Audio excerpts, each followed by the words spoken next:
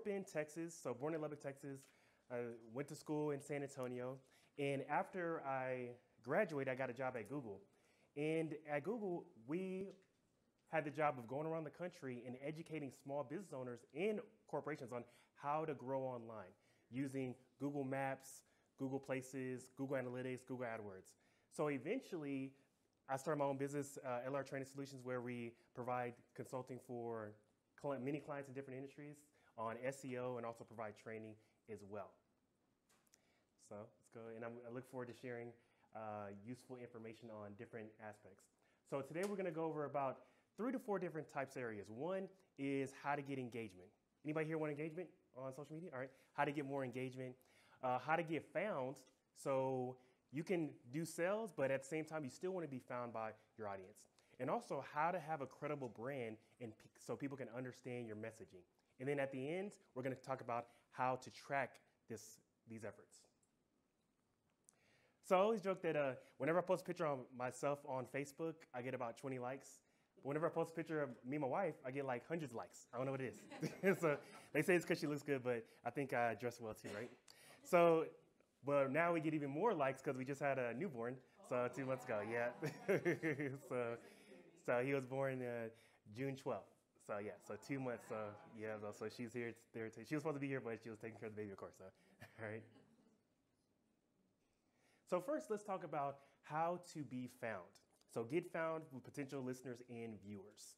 So when you think about getting found, you might automatically think of Google, which is great. I'm going to discuss Google, but you still want to consider that everything that we use as far as social media, everything's a search engine. So we go to Twitter, we search. We go to Facebook, we might search for people. And we go to LinkedIn, we might search for people. So pretty much everything's a search engine. That's why Instagram is getting to the point where they want to be like a search engine like Google, because you can type keywords in without hashtags and you can find different content. So keep that in mind throughout this entire section is everything's a search engine. So most of the stuff that I talk about, it can apply to social media, it can apply to your website, it can apply to pretty much anything that can be searched. So let's take a look at this right here. So just LinkedIn. How many people here use LinkedIn? Pretty much, okay, must be okay. So LinkedIn, I typed in Texas broadcaster, and I got the people that are in broadcasting, and also a person went to the Texas Broadcasting Association's state event, and that person came up. So again, it's based off of what words you're using on your profiles and on your content as well. So not just your profile, but your actual captions as well. Even on Instagram. So I went to Instagram, I typed in broadcasters, and look what comes up. Jacksonville Broadcasters Association. We have Christian music broadcasters. Pretty much a lot of different brands that are involved in broadcasting. So that's a huge opportunity for you if you're not already on Instagram. Because remember, people are going to search on Instagram. Whenever I go to different cities and I need a haircut, for example, I go to Instagram and I type in barbers in Memphis, Tennessee, for example. And then I'll of a sudden see all these pictures of the different barbers and the different hairstyles that they can do. And I contact them from that. So don't think that people just log into Instagram to see their friends and family's pictures. They log in to specifically search. And also right here, you can see even the content that's under your profile right here, that can be searched as well. So you want to fill that out. So for some people that have been using Instagram, they might seem simple, but it's really important from a brand perspective. Right. So even the hashtags. So how many people here use hashtags? Hopefully, mostly, yeah. Hashtags, so just a way for people to find your content a little bit better. But look at here. So I put hashtag broadcasters, and it shows it's been used 33,000 times. Radio hashtag has been used over 21 million times. So that's a huge opportunity. So if you're using these hashtags, you can be found when people log in. Because one point I want to drive home today is that don't only focus on the people that have been living in your city or state for a long time. What about a person that traveled from a different city and they're now living in your city? They might say, hey, you know what? I want to see what kind of news is out there, what are radio stations? And they're going to go to platforms like this and do a search. So if you're using these hashtags, then your content will come up and you're being found a little bit easier. So if you notice right here, so I typed in Houston. I typed in news in Houston, into Instagram, and this one came up. There's many different news stations in Houston, but this is pretty much the only one that came up. And that's because they're using the term News Houston in their profile. All right?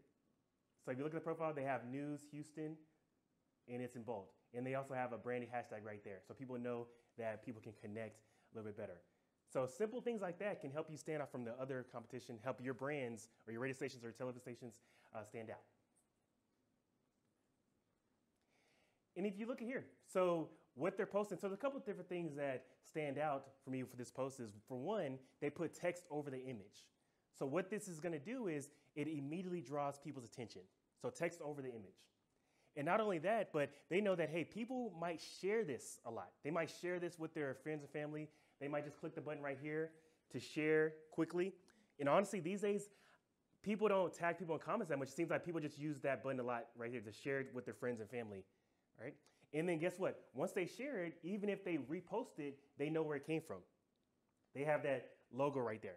It's on the bottom right. Because with social media, everybody's resharing so much content. It seems simple, but putting that will help you with the brand recognition. So we have same thing. So brand recognition at the bottom right here, so people can share. And as you notice, they're sharing things that are being talked about online as well. Now I'm gonna give y'all a secret. You can write this down. It's called all-hashtags.com. So it gives you a list of the top hashtags for whatever keyword that you type in. So it gives you keyword for whatever keyword you're talking about. So for example, this is pretty much you can take a screenshot if you want to, right? So I typed in radio, and these are the top hashtags for radio, right? So you can use these, or you can just use your other ones. But and remember, whenever you're doing this, it shows you what happens. It shows you how many followers you get when you post. It shows you how many people you're reaching. It shows you how many people you're reaching through hashtags as well. So all this stuff I'm talking about is trackable. That's one of the reasons I got into internet marketing, is because everything is out there for us. I mean, 90% of what your competitor is doing, what they're spending, is available to you.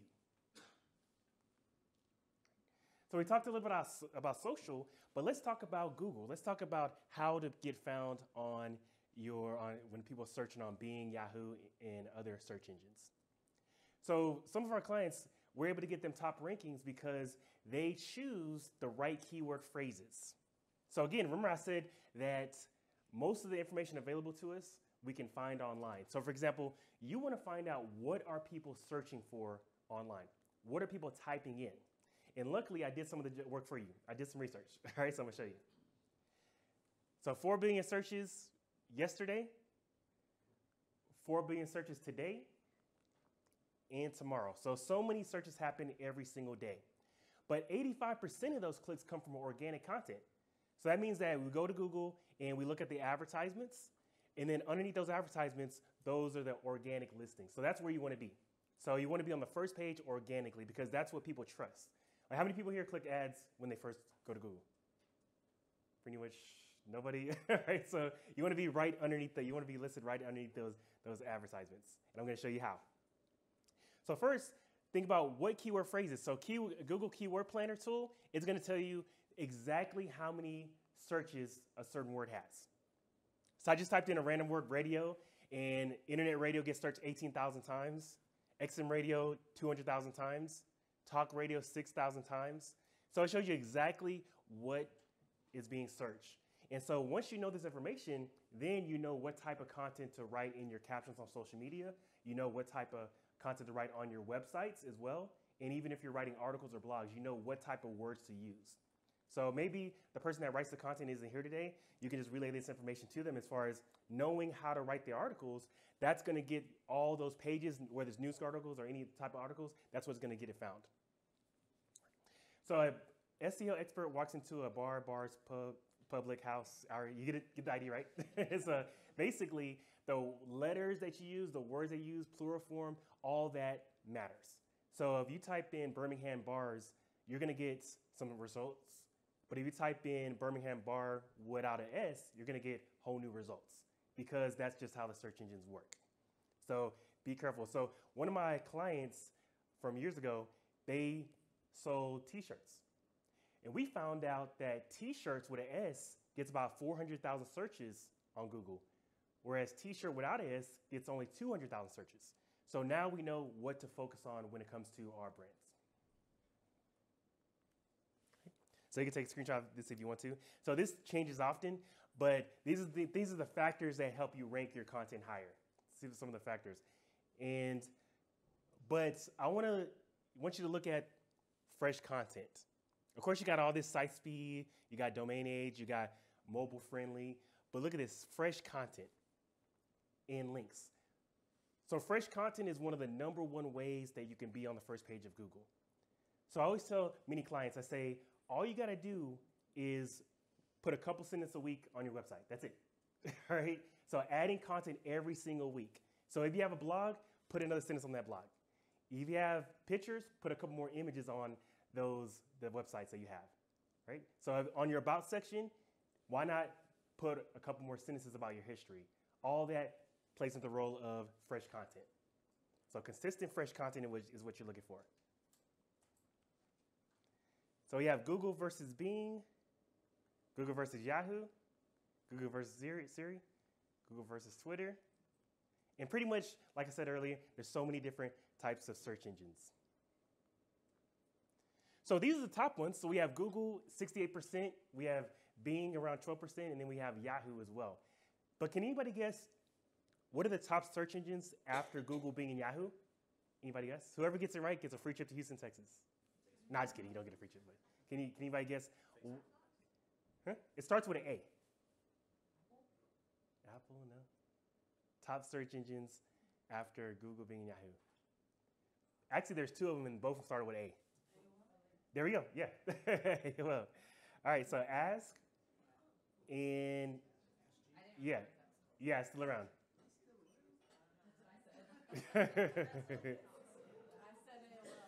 And AOL. So anybody still have an AOL email address? Don't be ashamed. Okay. All right. There we go. So yeah, these are the top search engines. But of course, you still want to focus on Google, and sometimes you can look at Bing as well. But that's where most of the traffic goes. But the problem is, you've probably heard this. You know you're desperate if you go to the second page of Google. You want to be on the first page of Google, and you want to be on the top 5 of Google. That's the key. So when people go to Google, they go type keywords in, and they usually look at the top 5. Now, just because you're #1 on Google doesn't mean that people will automatically pick you, because one of the challenges with that is there's other people on that first page too. So when my brands got on the first page, I realized that you still have to make the sale. You still have to have really good content, and you still have to have a credible website in order to take advantage of those new customers. So another thing that you could take a picture of, when it comes to these rankings, when it comes to getting found, you got to remember that it's about quality website. So Google wants to share content to people that they know they really want. But if your website is extremely slow, or if your website is hard to read, then Google's not going to rank your site as well. So you want to make sure your site looks really good and it's operating effectively to get the best results.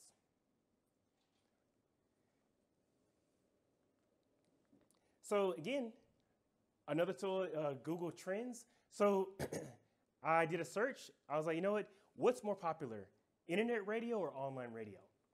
If I was working in radio and if I was writing and if I was part of the marketing team, I want to know what type of words to use in my content, what type of words to use on my website. So it turns out that online radio is more popular.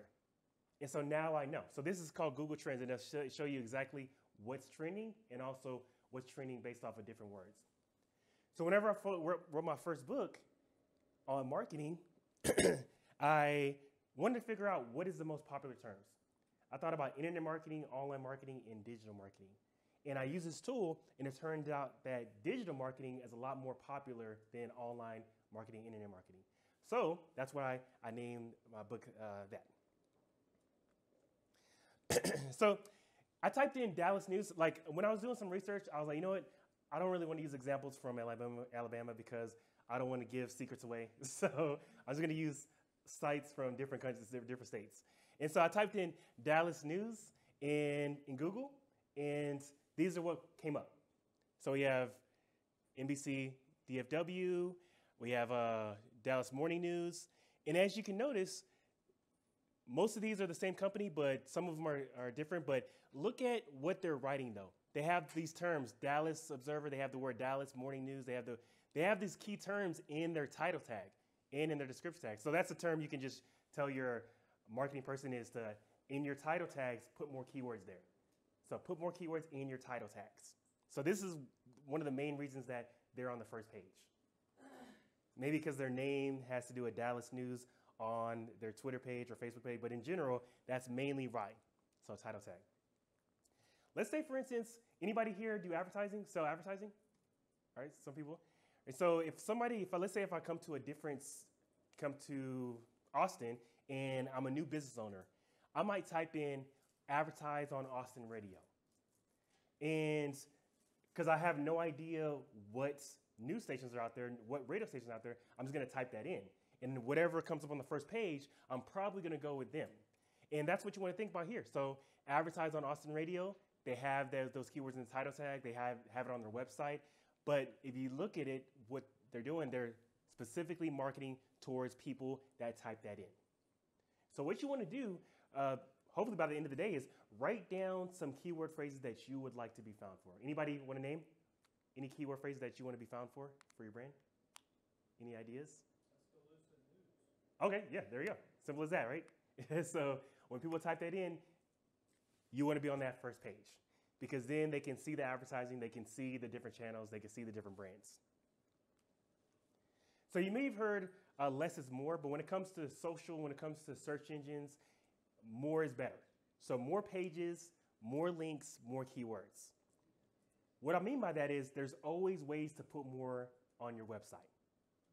What I've noticed is when it comes to some of these brands that I researched is I would click on advertise and it'll just be one page when it comes to advertising.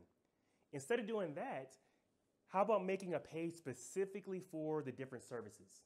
So specifically for radio advertising, specifically for TV ads, and specifically for digital advertisement. What that does is gives you more pages to go to Google. And the more pages you have in Google, the more likely you're going to get the rankings up as well.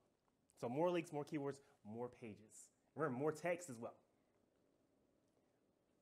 All right, so we talked about search engines. We talked about your content on social media and how to be found with your content. So now let's go into engagement. So everybody wants engagement. So this is pretty much any type of action people take on your content, such as a like, share, comment, or going to your website. So a person went to Twitter and he put this. He said, hey, Mortens, can you meet me at Newark Airport with a porterhouse when I land in 2 hours? He just randomly put that on Twitter. And turns out that Morton Steakhouse actually showed up. They actually showed up with a steak, all right? I actually showed up with a steak. Oh my God, I don't believe it. They showed up with the porterhouse steak. So you can imagine what this does for the brand. Years later after this happened, I'm still talking about the brand. I haven't been to Morton's yet. I'm still talking about their brand, right? So that's what happens when you think about moments that you can create with your brand. So moments you can create with your audience. So what this does is it helps people remember your brand and share your brand as well. So think about all the comments that are being made about your brand and how can you create a moment out of that? So creating a moment, that'll get you more engagement. And anybody that's been on social media and that's tried to get engagement, they understand how challenging it is because the algorithm changes so often. So that's just how it is. You have to adapt. So when I was at Google, that's probably the top lesson that I learned about business is that everything's always changing and you have to adapt. You have to deal with it.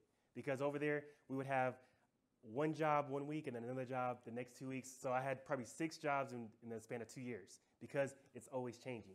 So same thing with social media. But all you gotta do is set your brand up for success. So think about the key areas when it comes to engagement. When it comes to content, think about educate, promote, and entertain. So that's educating your audience on things that they need, they want to hear about. For example, some of my dental clients, I tell them to post about teeth whitening or teeth cleaning or how to have good hygiene so that eventually, years later, when they want to go to the dentist, they're going to come to them. And then you got promote. That means you're selling your services. But the problem is you can't promote all day on social media because people will get annoyed and people will unfollow, right? So you have to mix it up. For me, in my business, I have a books, I have services, consulting services, but I can't post about it every day or people will get annoyed. So I make sure to post entertaining content and educational content as well. So it can be a place where people can see content that they need, and my page becomes a resource. So entertainment, that just means sharing viral content that's popular right now. So literally, I saw some, like when I was researching, I saw news stations that are sharing viral content. It has nothing to do with news, but they're sharing it because they know people are going to share it to other people. Promote. And the timing matters. So posting on time plays a huge role because you just got to think about how are people's days. So maybe they wake up at 8 a.m., they go to work, they have lunch at 12, and they get off 4 or 5. So during the times when they're working, they're not likely to be on social media. They're not likely to be engaging. But you want the most engagement in a short amount of time. So that's why you want to think about the best times to post. I'm going to show you when to. And then hashtags are key, of course. And if you look at this content, it really has nothing to do with advertising, but it says today is National Beach Day. Are you hanging out at the beach today? So many good things about this post. One is it's about something that's trending currently. So it might not be trending a lot, like Father's Day, Mother's Day, but that's something that you can do for your brand. So Father's Day, Mother's Day, all these different holidays, you can post about it. And they ask the question. So questions are going to get you so much engagement because most people don't engage online. They don't like, they don't comment. But if you ask the question, you're going to hear from people that have never commented before. And the key is to the engagement is the more engagement you have in the less amount of time, that's what's going to show your brand to more people. So for example, the longer people stay on your post, that also plays a role too. So if I stay on this post for 2 minutes and I comment, Instagram's going to say, hey, this must be an engagement post. I'm going to show it to more people. So that's why people put like slides, different images to make sure people stay on their post and engage. Okay, right here, how people are finding your website to get your information. So again, information that people can use.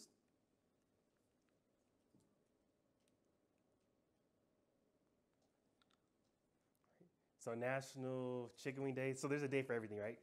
So again, but they're asking questions to their audience and they're getting that engagement. So it's just, because the thing about social is like there's so much to post. So you just have to figure out how to organize your content. And again, you can see they're posting their hashtags. Yeah. So I mentioned hashtags, but when it comes to Twitter, you probably want to use 2 to 3 when it comes to Twitter. And when it comes to Instagram, you can have maybe 20 to 30, but you still depends on the platform. So for example, LinkedIn, the most you can do is 10, but I'll still recommend you post hashtags on LinkedIn.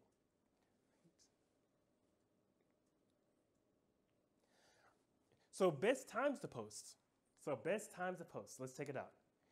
So best days, Thursdays on LinkedIn. So people say the best time to post on LinkedIn is Thursdays. In my opinion is that by Thursday, everybody's fed up with their job and they're on LinkedIn looking for another job. So that's why people post on that day. But in general, so you're looking at Tuesday through Thursday, and you're looking at on Facebook is Wednesday, Instagram, Wednesday. But of course, all days is good. So I recommend eventually getting to posting once a day on some of these platforms. I'm going to show you the frequency in a little bit. But post when people are online. So the more you post when people are online, the more engagement you're going to get. One thing I've noticed personally is when it comes to Instagram, whenever I post at 12 to 2, I get a lot more engagement than when I post any other hour, right? So in that central time. And remember what I said earlier, all this information is available to us. We have content that tells us exactly when our audience is online. So you can come to this event in this conference and you can look at this data, but what you want to do when you get back to the office is specifically look at your data. So the audience that follows you, when are they online? What are they doing? What type of content they're engaging in? When do they save content, what type of content are they interested in, male, female, things like that. So only you can know exactly what to do as far as that part of content. But post frequency, when it comes to this content, so when I first started on social media, I would probably post once a month, and I realized that wasn't really getting any results. So eventually, once a week, and then now I'm almost posting every day. So pretty much I post like 6 to 7 times of content, because the thing is, you gotta build the brand. You gotta build it to the point where people are looking forward to your content. So think of it as a TV show. We always know exactly when our TV show is gonna come on every week or every day. So if it comes on every day at 7 p.m., we're gonna tune in. Same thing with content. Think about posting your content at a specific time on a daily basis, and the people will be waiting for your content. And this is exactly how YouTubers do it. So they tell their following, they say, we're gonna be posting a video 5 p.m. Wednesday, Thursday, Friday. And everybody's waiting for those videos. So you can do the same thing with your content as well. Be a resources and have people waiting for your content.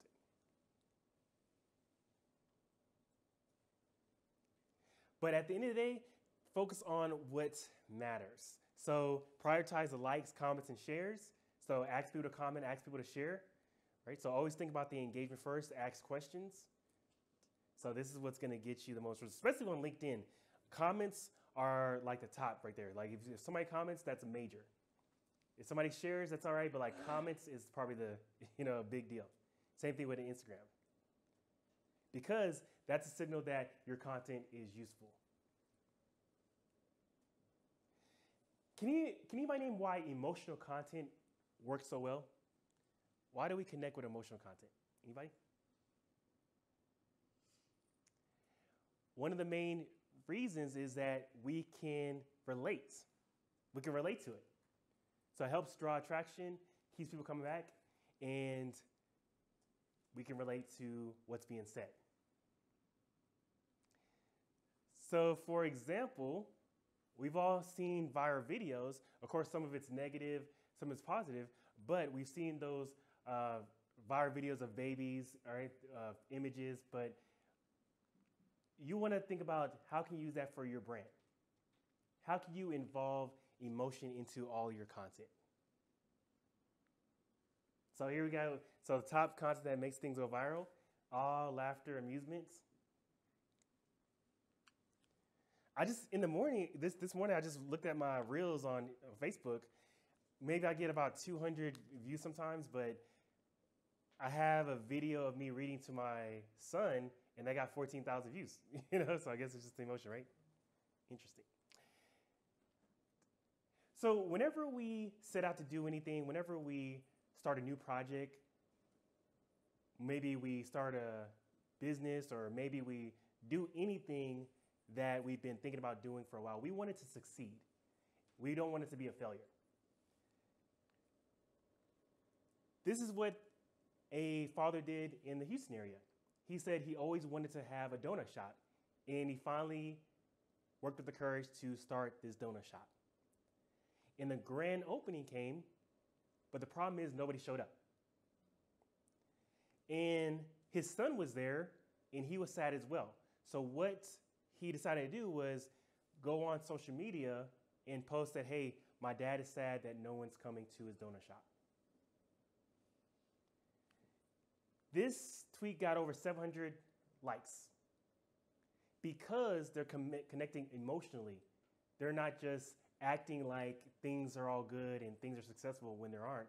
They're emotionally connected to their audience, and they got a great reward for that. By the end of the day, everything got sold out. News stations came by, and also Twitter executives came by as well.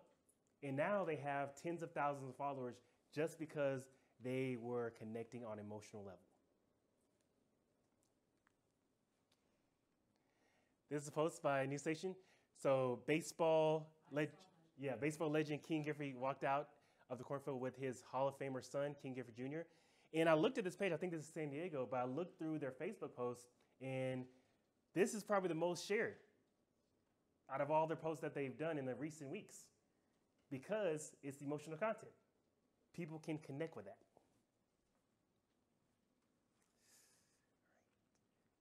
So let's think about what type of captions and what type of content. So what platforms would you post this at? I'm eating a donut. What platform would you post that at? Someone say Instagram? Okay. All right, Snapchat? All right, Instagram, Snapchat. I'm checked in at Dolly's Donuts. What about this right here? Facebook? Okay. All right. Here's how to eat a donut. Pinterest, maybe? Somebody said Pinterest? My skills include donut eating. Yeah, LinkedIn, right? Right? Here's a donut recipe. Yeah, it could be Pinterest, YouTube. But I show this because each of these platforms, there's a reason why people are on it. So Facebook, it might be to connect with family. Instagram, it started off as to show pictures, right? Just anything. LinkedIn is more professional, but in Twitter is more conversational. So all these things you want to consider is if you're on these platforms, what is the main purpose of these platforms and what type of audience is on these platforms? That's what's going to really help you to connect and really help you to understand your audience and understand what type of content to create. But also, you got to think about why. So why should they engage? It's like we spend so much time trying to figure out what to post and trying to get people to like, get people to comment, get people to go to our website. But we got to remember is why should they do that? Why should they help us out? Why should they do a favor for us? It all comes down to the word you use. So let's take the example of the word because. Over 25 years ago, a researcher decided to do a study, and she wanted to figure out what type of words can get people in front of the line at any given time. So what she did was she hired about 5 different actors, and she told them to use different excuses in order to get in front of the line at a print shop. The first excuse was, excuse me, I have 5 pages. May I use the Xerox machine? The second excuse, which is the real information, excuse me, I have 5 pages. May I use the Xerox machine because I'm in a rush? And the third excuse, which is fake and doesn't make sense, says, excuse me, I have 5 pages. May I use the Xerox machine because I have to make copies? So what excuse do you think got them in front of the line more than the others? 2, right? 2, all right. So it turns out 2, but look at the fake reason, 93. 93. So I just go to show just because I use the word because, people are more likely to engage and connect because you're giving people a reason to do something. Instead of just saying, hey, like this, share this, call this number, you got to give people a reason to do something in order for them to connect. And it's interesting because many times people are willing to share, but they just need that reminder. They just need that reminder to connect and share with that audience.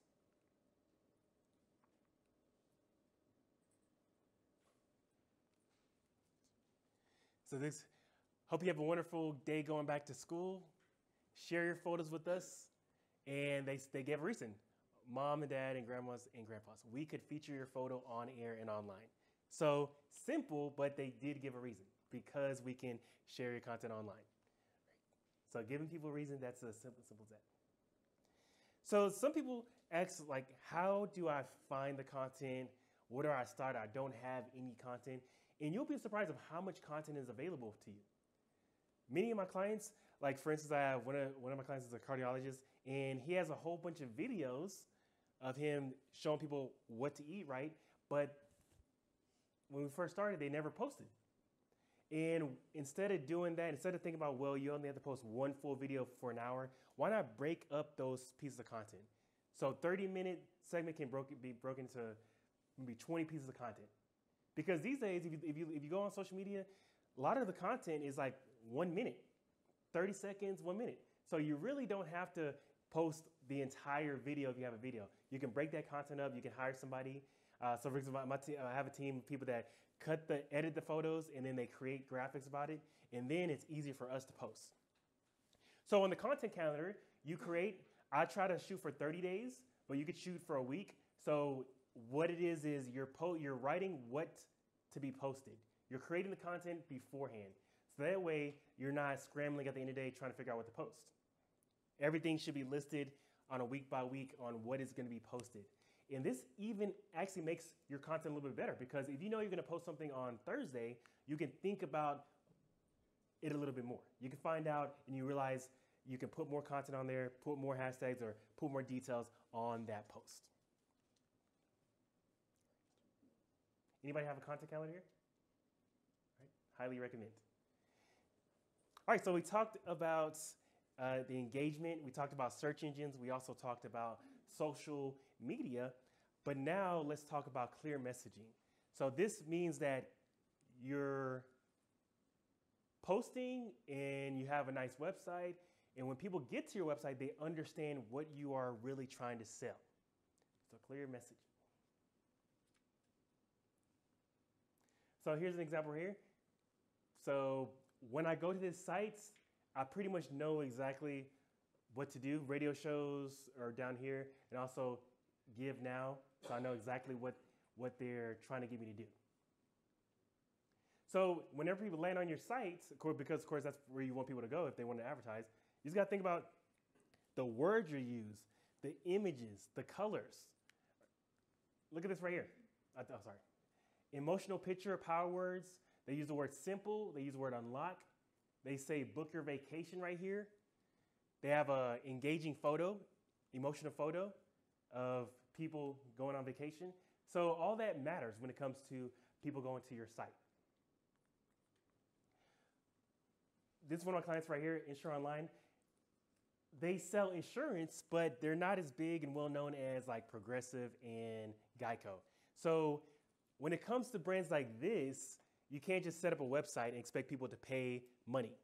You got to set it up and you got to build that trust over time. So what we did was we figured out we want to make it a little bit more engaging. So we put a phone number on that page, and we put a chat box on that page as well. And we also put reviews there. So that way people can automatically connect and automatically see that they're a quality provider. And then once you land on the page, you see the A+ rating and you see the different reviews right here. So you want to be able to connect and help your clients and your audience understand what you do and provide trust. And one way to do this is whenever people see your content and they go to your website, you want to have the same type of messaging. So if I type in coupons, I get all these list of the different coupon sites.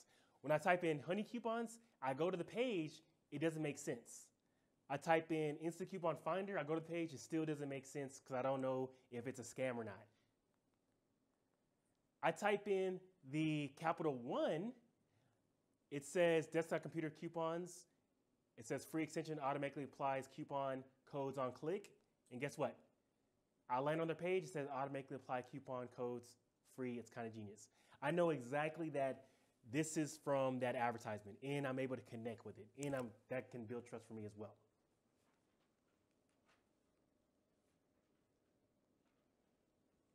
So overall, think about how your site is viewed. I always recommend people to share their website to other people so they can give you advice on how to improve it. Because we may have been seeing our website for years and we think our website's great, but to the general public, people are struggling to see it, people are struggling to understand it. So consider sharing with other people. Maybe they're having trouble seeing the text on the pages.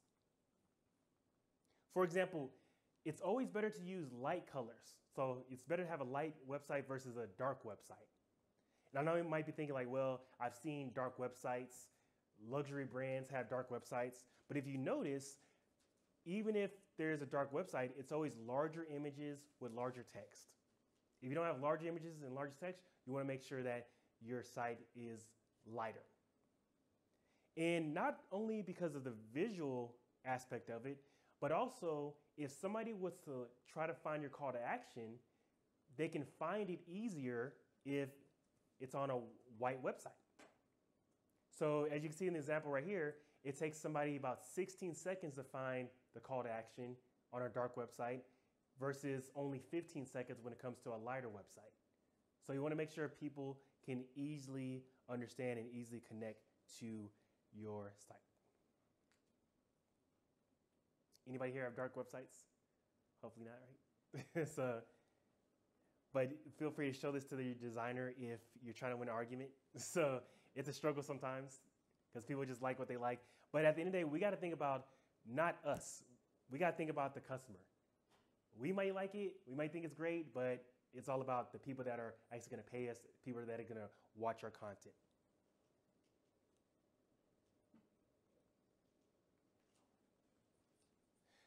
So as you can see right here, we have an orange circle and we have larger blue circles around it. And then we have another circle over here, orange circle, with smaller blue circles around it. It looks like this is a smaller circle, but it's actually the same size. It's the same size, and we think that, hey, well, how is it the same size? Doesn't make sense. But the main reason is because the orange circle on the right is surrounded by smaller items, and we can focus a little bit more on it, whereas the other one is surrounded by large items. So what this means is we got to think about what are the call to actions that we want to display on our website, and is it being crowded out by all this random information, all this random text, these random boxes? Right when people go to the website, you probably only have 30 seconds. Based on the information I've seen on my websites, so the people that we work with, 30 seconds, that's when people leave the website. So within 30 seconds, they need to be able to connect and understand your content.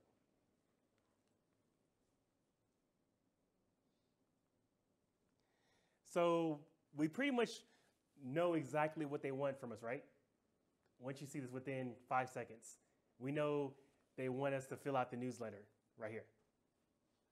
So it's a huge sign, right? So it's like, so instead of, we're gonna look, of course we're gonna look at these titles, but we know what they want. So we have up here, advertise with us, radar, and honestly, maybe they could put advertise with us a little larger, depending on what they want, but they have this sign me up, and then they can go and reach out to people every week. How many people here have an email newsletter? One per newsletter? Huge way to grow your audience, to connect. So they're doing the right thing by having this on there. So on a weekly basis, just sending information to them. And what this does is it reminds people to go and check out your brand. And whenever they finally want services, they're going to come to you. There's so many examples out here that I've seen as far as people growing their business based off of a newsletter. For example, people say that they've sending newsletters every week for 3 years. And after 3 years, a client will finally reach out to them and say, hey, I want to use your services. I've been looking at your newsletters for a few years. I like your information, but now I'm just now having the budget to do so. Because everybody doesn't have the money to do advertising or any of your services right away. So back to this one. So yeah, so we have a large image right here, and then the smaller items that don't matter as much in the sides. So quick question for you. Is this going to the left or right? Right? Anybody? Left? Nobody knows? Left? Somebody left, right? Coming back to the right? Left? Y'all are all wrong. Not but yeah, so it's just, yeah, it's one of those solutions where it's like, to me, it looks like it's going to the right, but it just goes to show that whenever we create our content, whenever we have content on our websites, we want everybody to understand it. We don't want it to be blurry. We don't want it to be something that people don't understand. We want to make sure everybody has a similar experience so that people can connect with. If not, you might be losing out on some sales. So we talked about the search and being found. We talked about Google, social media, and engagement, and also being a little bit more credible in your messaging and making sure you're consistent. And let's talk about tracking now. So tracking these results. Anybody use Google Analytics? Okay, good. Yeah, so great Great tool. I've been using it for probably 10 years. So it will give you information about the people that are coming to your site. So let's say, for instance, you created your marketing plan and you started posting on these different platforms, social media and other areas, and now you're finally ready to look at the results. It's going to show you people that came from Facebook, they dropped off at this point, at this page. People that came from Instagram, maybe they dropped off after going to 3 pages of your website. But it'll show you exactly from people that come from United States, or people from Canada, or people from Twitter, where they drop off in the funnel. So what can you do with this information? Any ideas? If you find out that people are leaving your sites right here versus staying to the site until they get to this area right here where you want them to do, what can you do? Any ideas?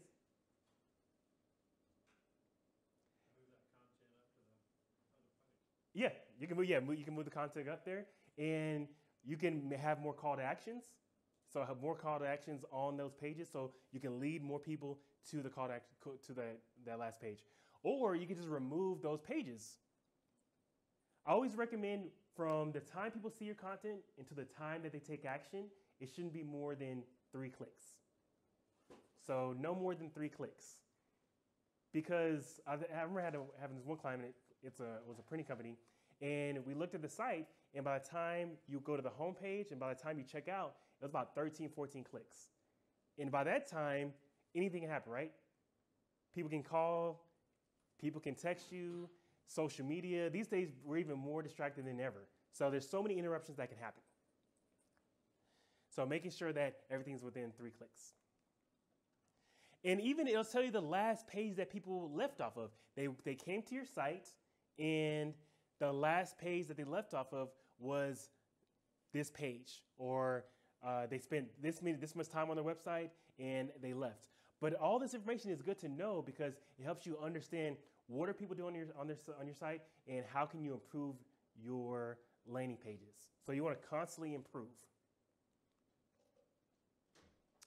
It even tells you what devices people are using to get to your site. So it'll show you the devices such as iPhone, Samsung, laptop. It'll show you what type of browsers you're using. Even when it comes to the phones, whenever it comes to show you what type of phones they're using, it'll even tell you if they're standing up or sitting down while they're using their phone. Just kidding. No, just kidding. Maybe one day, right? So, but it shows you detailed information because if I know that a lot of my visitors are coming from iPhone and I want to create a mobile app, I know that, you know what, let me make sure my app is going to be used on iOS. So I know for sure that my clients or my customers are using that page. And so automate. So what we make sure to do is set up these Google Analytics profiles. Set up the dashboard, and that's what we do. We set up the dashboard, and then on a weekly basis, you can get reports. This is really simple. So you get reports on a weekly basis because everybody's busy. One of the biggest challenges that I had with Google Analytics early on was that I couldn't remember to log in and check the data out. So instead what I did was I created a dashboard, and now I get the reports on a weekly basis. So maybe the dashboard includes social media visits, advertising visits, visits from Facebook, visits from email marketing, all in one area. And also it tells me what pages, what sites, and in what states, what countries, and what are the most popular pages on my site, and also what are the pages that need work. So you get about 8 to 9 options right here, but in general, it saves you time from having to remember to log in because not everybody here is analytics person.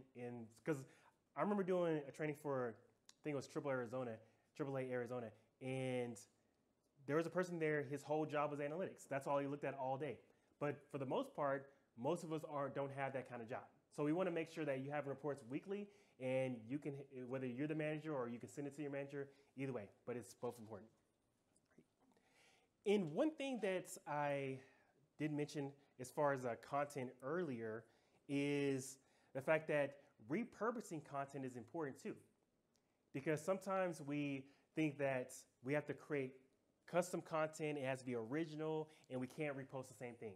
But one way to get a lot of content is breaking up your content and reposting old content as well. So maybe people haven't seen those things that you mentioned earlier.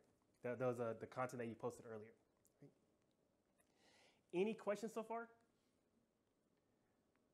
about any of the platforms, any of the search engines? What's one thing you're going to do after today? Any idea? Automate. Okay, automate. All right. All right. What else? Yeah, more hashtags. Okay. Start posting during those times. Yeah, posting during those times. Yep. So using those hashtags are important. And posting. What time do y'all currently post? Anybody want to say? What time do you currently post? 12 and 2. Okay, noon 2. Okay. All right. Anybody else want to say? I do so more so in the mornings. Okay, in the morning. Okay. From like 8 to 10. Okay, 8 to 10. Okay. Yeah, I think 8 to 9 area is still pretty good because people are getting up and they check their phones. But after 9, that's when everybody goes to work and everything. But so many different ways. In general, you want to make sure you are ready for the opportunities. Because let's say, for instance, something starts trending online. If you've been putting in this work as far as social search and optimization, you're going to be able to be on the first page. So even the pandemic, for example, so many businesses were able to thrive because they were already doing virtual stuff. They were already on the first page for keywords. So you don't want to wait till a trend happens and then you try to hop on it. You want to make sure you're ready right away.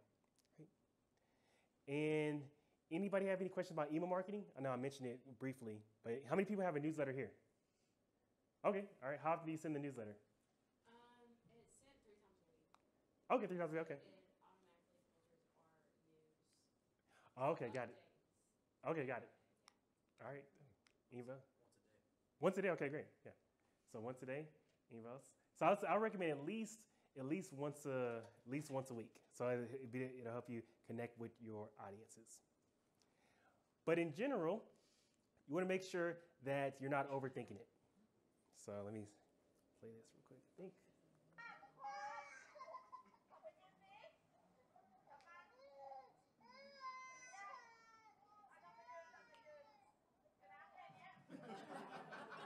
Yeah, not overthinking things. All right. So any other questions? So not overthinking it, right? So honestly, this stuff is easy once you get the hang of it. Like I said earlier, I started posting once a month, and then eventually now I'm at posting every day. And I wasn't really comfortable with the videos, like creating videos or anything like that, but I realized that it helps you with your business. So 50% of my business comes from Google because I just make sure that I rank high for some keywords, and then 20% from social media, just posting. And remember, when it comes to those keyword phrases, every month you want to think about having like a report that shows you what are your rankings for those keywords. So for example, me, myself, probably have 20 different keywords that I'm trying to rank for. Other people you might have 5 keyword phrases, but start off with 5.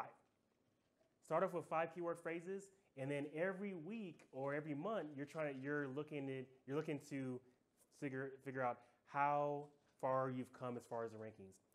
Did anybody think of their keyword phrase they want to market? Anybody else? Keyword phrase?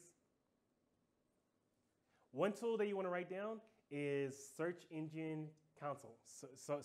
It's a search engine. Google search engine, and then CONSOLE.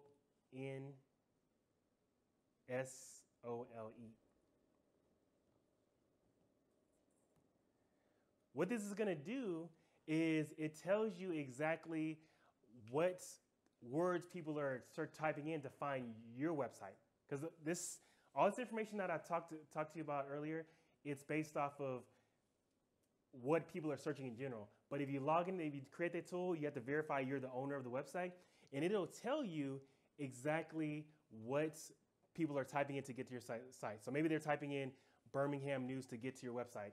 And then that'll tell you what to focus on in the future as far as like the content you want to write. Right? So I could do a whole seminar only on search engines, but yeah, so I just want to give you as many tips as possible. Great. So these two books right here. So this is my first book. Is on digital marketing. It goes over many different tips. So it goes over Google Analytics, email marketing, social media, engagement online, even just in general, like what type of content to post, how to find your different content. So I have this available back there. I'll be selling them as well. And this book right here is a recent book. So it's Leading in a Virtual World. So what this is about is basically so many people went to work remote. And it's been a challenge to manage these teams. Like my team is in different places, and it's been a challenge to manage them all these years. So I wrote a book that goes over details on specifically how to manage remote teams, and also a lot of collaboration tools and team building tools you can use if you have a remote workforce as well. So and just in general, how to thrive in this virtual world as far as like metaverse, entities, all this other stuff in this book. And also we can connect on social media. I'm on Instagram, Cheetham-West, LinkedIn, Chris in Cheetham-West, Twitter, Cheetham-West. And what we do is we do consulting, so SEO. So we help with rankings every month. We figure out what are the best keywords to rank for a brand, and then we send the clients a report every month, and we send them the traffic reports. And usually the clients we have, it's about 10 keyword phrases that they target.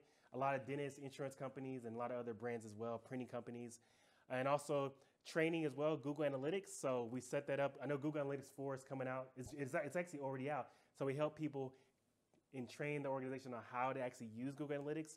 Because this tool that we mentioned that I just went over, I've done 3-day seminars only on Google Analytics, only on that tool, because there's so much in there.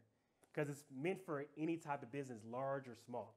So definitely consider that. If you don't already get Google Analytics, and if you need help, just let me know. And then advisory as well.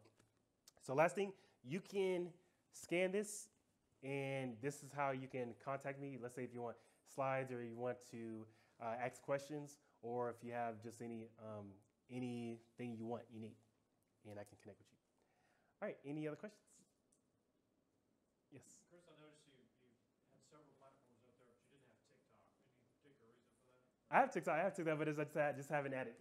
But yeah, TikTok is actually pretty good for views. It's actually because right now Instagram and TikTok, they're like in a competition. But that's why when it comes to TikTok, you can post videos. I recommend videos, short videos, under 1 minute. And on Instagram, I would recommend doing Reels. So Reels can give you a lot of reach, more than just posting a video, more than just posting images, because that's what they're trying to do. They're trying to compete with TikTok. So what they're doing is if you post a Reel, they're going to push that to so many different people. Actually, they're going to post it to people that don't even follow you. One of my clients got upset because he's like, why are these Indian people following and liking my content? But I was like, that's just how it is. They post to everybody. So yeah, so Instagram posts Reels, and then TikTok, you could post the same exact type of content. But in general, you want to use hashtags for both of those, and that's going to get a huge reach. And I think my profile, yeah, I'm not connected to it. Yeah, I think one of the Reels I did got 20,000 views because I use hashtags. And then, yeah, pretty much all my Reels do really good on Instagram, way more than the video. For example, if I were to post a video on Instagram, I'll get maybe 500 views. If I post a Reel on Instagram, it's looking at 5,000, right? Just because of that. Yep. Anybody use Reels here? Anybody use Reels? Person? Back there, videographer? Yes. What type of Reels do you use? We're news organization, so it just depends on the day. Some sports content, sometimes it's breaking news content. So. Okay, yeah, definitely. Sports content will be doing really good, right? Yes. Yep. Anybody use TikTok? TikTok, all right. So it's an opportunity. It's one of those things where it is a challenge because there's so many different platforms, but I would recommend like choosing three that you really focus on. So for me, it's Instagram, LinkedIn, and Facebook. So, and what you want to think about is, where is your audience? Is your audience on TikTok? Is your audience on Instagram? Is your audience on Twitter? Right. So I know for news, Twitter is really good because people are searching Twitter for news as well. And I've seen a lot of TV stations, TV platforms on Facebook. So that's another option as well. Right. Anybody have only one platform that they use? So pretty much 3. Yeah, so I would recommend 3. First, think about your audience and think about are you able to consistently post to that audience? And then also be careful when it comes to scheduling content, because I remember a while ago there was a story about how a person would schedule all their content 3 months out. And so one of the things that they scheduled was a barbecue, like an event at a popular barbecue restaurant. And so weeks later, when the post finally came out, guess what? That restaurant burned down a week prior. Oh. Yeah, so a week prior. So it was awkward because everybody's wondering, like, why would you post this? And everybody knows that this restaurant burned down. So that's a common problem, because if you schedule, the problem is you're not monitoring as much. You're kind of like, okay, well, I scheduled it, let me forget it, and it's good to go. But the thing about social media and the thing about online, people can tell if you're just scheduling it and just letting it go. So you got to actually be there and communicate. So the more you be there, communicate, engage with your audience, that's what's going to get you the real results as well. Right? Any other questions, comments? Yes. We focus mainly on link type posts for Facebook, Twitter, places like that. But with Instagram, any specific verbiage or hashtag that pushes people more to the like link in a bio type situation? Yeah. So I would say every now and then you want to have the link, click on the link in the bio, and then go to just so people can see more information. But I would recommend keeping the captions short, because these days there's so much information out there. There's so many distractions. Some people say, well, post 3 paragraphs of content, but I don't agree with that, because people don't have time. People want to go to the next thing. So keep it 3 sentences, say click link in bio to see more information, and you're good to go. And then for Instagram, use about 20 hashtags. 20 hashtags. It sounds like a lot, but but it still works, because when it comes to hashtags, you want to use small, medium, and large hashtags. So small, medium, and large hashtags. What I mean by that is when it comes to, let's say, for instance, I type in hashtag radio. As you saw earlier, hashtag radio has been used about 20 million times. So that's considered a large hashtag. A medium hashtag is the ones that are like from 500,000 to 1 million uses. And then small hashtags are from been used 0 to like 100 times to like the 500,000 times as well. So you want to have a mixture of those hashtags. So let's say 5 hashtags that are large, 5 hashtags that are medium, and 5 that are small. The reason being is, let's say, for instance, I take a picture of a flower and I post that picture of the flower on Instagram, and the only thing that I write on the caption is hashtag flower. What do you think is going to happen? It's going to get drowned out, because the hashtag flower has been used 100 million times. So it's literally 100 million times. So no one's going to see that picture. But if you use hashtag Alabama flower, hashtag Birmingham flower, hashtag Texas flowers, that's going to be viewed a lot more, because people are going to be logging in Instagram next week, and they're going to be able to see it. Right? So any questions? Yes. Yeah, do you recommend using the trending hashtags, even though it has absolutely nothing to do with your content, like so that you show up in the feed for those hashtags, or no? Like, Well, I would definitely recommend, like Twitter. I think you can still get away with like having a hashtag that has nothing to do with the content, but yeah, but TikTok, for example. yeah. The thing about these algorithms, they get really smart. Like even, for example, when Instagram first came out, to get a lot of likes and to views, you'll use hashtag Central Park in New York, because that's been used maybe 1 million times. And so what people would do is they'll be taking a picture in Houston, Texas, in their bathroom, and they just use hashtag Central Park, and that'll get a lot of views. So Instagram, they got smart. They say, you know what? We're going to ban certain hashtags from being used. So if you use hashtags that have nothing to do with your content, you can be shadow banned, to where you're using hashtags, but you don't show up at all. Yeah. So basically what I would recommend is making sure that the hashtags connect with your content. And don't use the same exact set of hashtags every single time, because that's another thing that's going to get you banned from these platforms, because there's no way that that same exact set of hashtags can be relevant to every single post. So you want to it takes a little bit of time. What I tell my friends is, I'm like, man, you got to do it. You got to do it every single time. But what I do is I I have a Google Doc where I have a list of different types of Instagram sets, and then I use it based off of what type of content I'm posting. So that's our recommend. Any other questions? Anybody else? So we can definitely. All right, so I think I got, actually 12 minutes. All right, if there's no other questions, I'll be back there answering other questions and selling the book over there. All right, thanks for coming out.